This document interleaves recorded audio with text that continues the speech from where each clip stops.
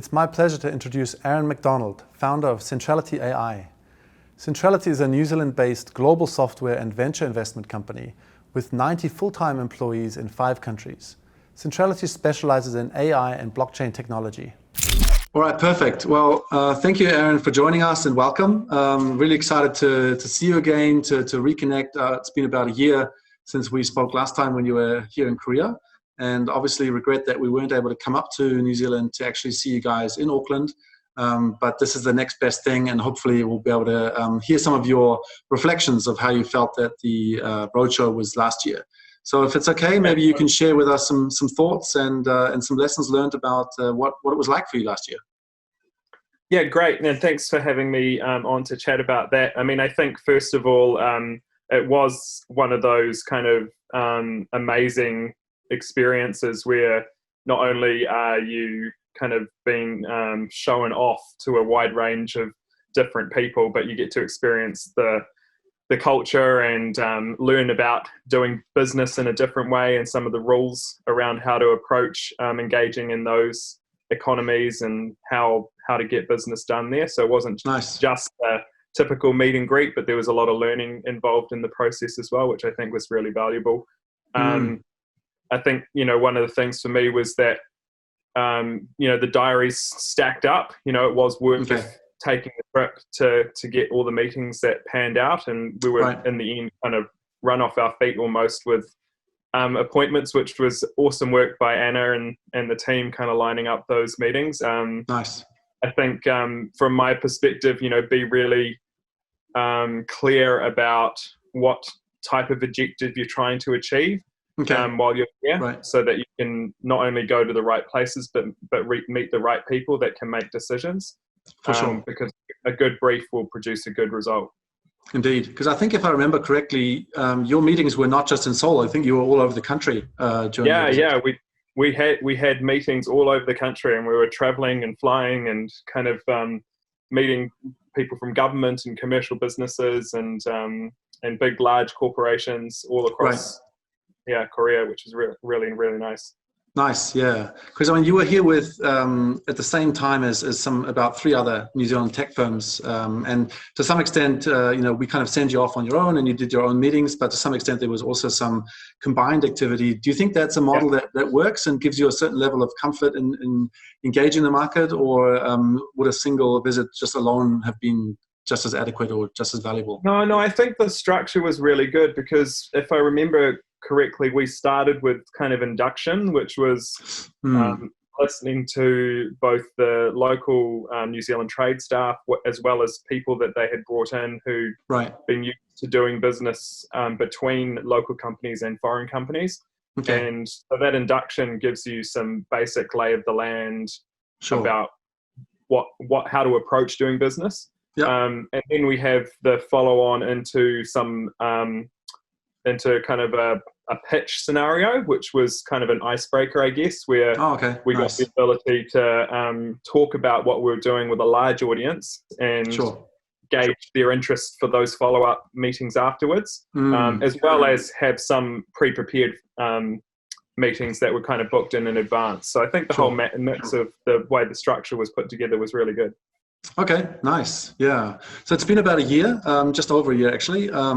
And looking back, how have things developed since that time? Have you been able to expand your business or extend the relationships in any way? Yeah, I mean, there's a couple of relationships we walked away that were quite good for us that we've kept progressing since then. I wouldn't say we've landed exactly where we want to yet, but probably that's more on our side than anything else. I think and it's always encouraged us to you got to kind of be busy and keep on people, and we maybe kind of held back a little bit waiting for them to take the next steps maybe. If there was a learning out of that process, then I would say take that particular point on and really kind of keep busy on the contacts and pushing it along. The other thing is, from our business's perspective, we've, strategically taken a little bit of a different focus in terms of how we're entering those markets, more through partners than directly. Okay, So sure. our focus has been trying to build those, partnership relationships around that, and working with Tech NZ and some of the work they're doing with the MOUs and stuff they've signed with the bigger Korean tech companies and their ecosystems. So is that your target market, those larger Korean organizations?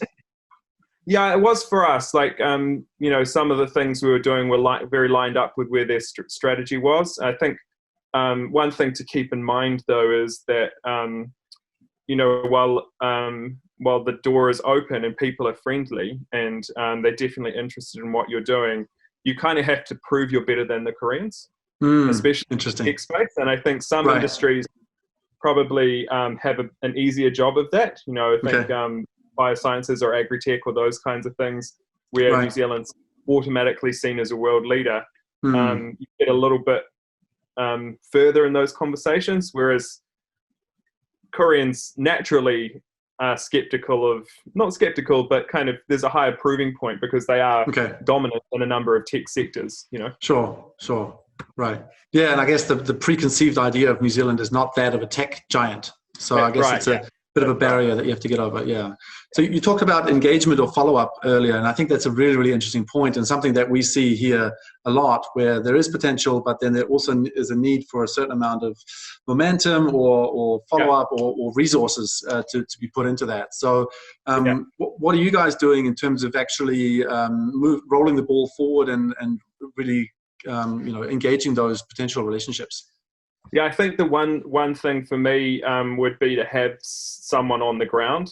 If you were be really deliberate about who you're targeting and what you want out of them, and then have someone on the ground who can follow up afterwards, because that kind of keeping the momentum going and being in their face, and kind of almost the culture of doing business is a little bit more oriented to that in-person hustle.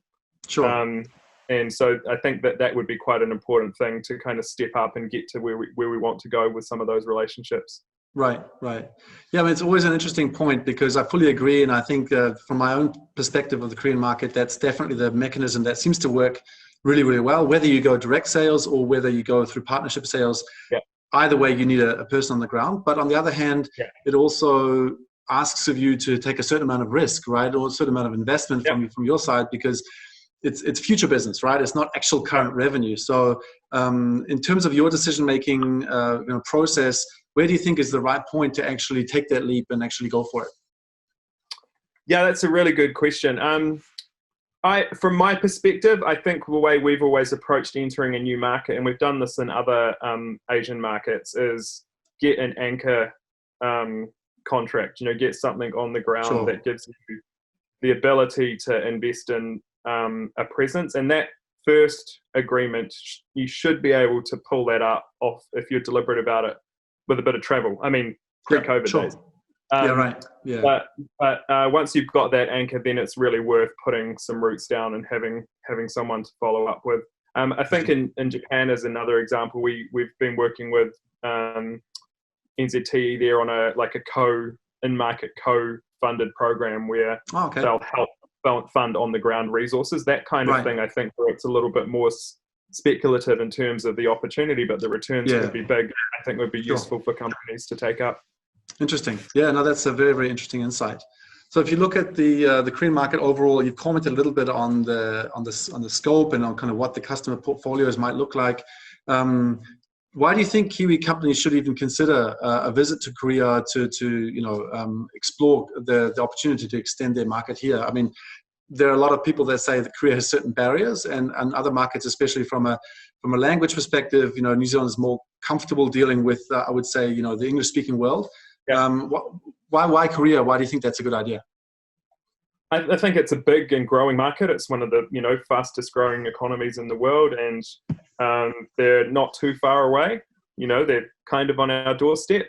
And people, I mean, we got, in that time we spent up there, to get to see some pretty senior people in some of the biggest companies in Korea. So the door is open, and it's worth taking the risk to go and have those conversations. If you're really deliberate and kind of plan for that follow-up afterwards, I think you can be successful. Okay. Okay. Oh, that's great advice. Yeah, perfect.